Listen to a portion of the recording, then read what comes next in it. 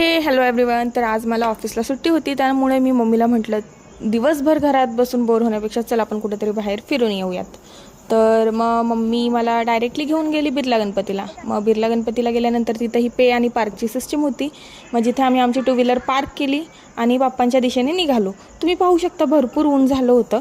त्यानंतर मी आणि मम्मीने आम्ही ह्या छोट्या गणपती बाप्पांचं दर्शन घेतलं, निवांत दर्शन घेतलं. त्यानंतर वरती अशा स्टेप्स आहेत मोठ्या गणपती बाप्पांना जाण्यासाठी, तर तिथे गेलो आम्ही.